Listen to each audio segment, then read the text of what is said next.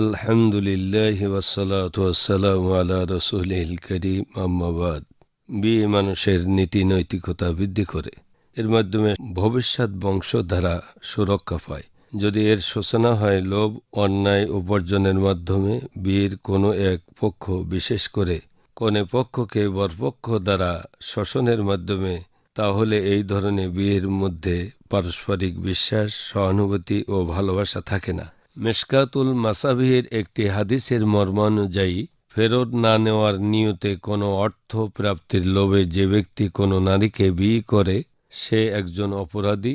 সন্তান লালন পালনে মায়ের অবদান বেশি।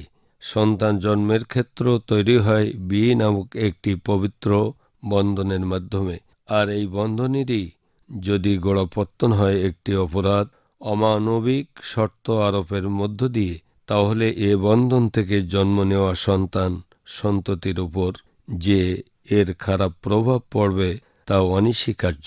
বিয়ে কোনো সওদা বা বাণিজ্য নয়, এটি একটি পবিত্র বন্ধন। এই বন্ধন প্রথম অনুষ্ঠিত হয় বেহেশতে। স্বেচ্ছায় কেউ যৌতুক দেয় না, দায়ে পড়েই যৌতুক দেয়। সুতরাং চুরি, ডাকাতি ও ছিনতাইয়ের মতো যৌতুক গ্রহণ করা হারাম। এই প্রসঙ্গে আল্লাহ তাআলা বলেন, হে মুমিনগণ, তোমরা একে অপরের মাল অন্যায়ভাবে গ্রাস করবে না। সূরা বাকারা 188 নম্বর আয়াত। জন্মগতভাবে পুরুষ নারী অপেক্ষা শক্তিশালী। তাদের যেমন উৎপাদন ক্ষমতা বেশি, তেমনি নিজের ও স্ত্রীর নিরাপত্তা বিধানের ক্ষমতাও বেশি। তাই ইসলাম নারী অর্থাৎ স্ত্রী সন্তানের ভরণ পোষণ ও নিরাপত্তার দায়িত্ব নর তথা স্বামীর উপর অর্পণ করেছে।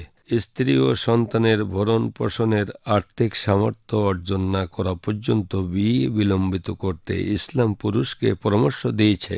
যৌতুক গ্রহণ করা সৃষ্টিকর্তা আল্লাহ প্রদত্ত নেয়ামতের কুফরি বা অস্বীকার করার শামিল।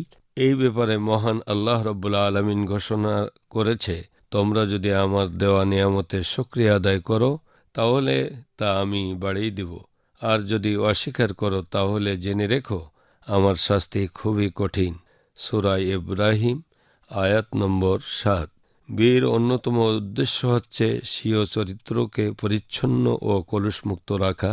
যৌতুক নামক টাকা পয়সার বাধ্যতামূলক লেনদেন বিয়ের পবিত্র উদ্দেশ্যকে ব্যাহত করে দেয়।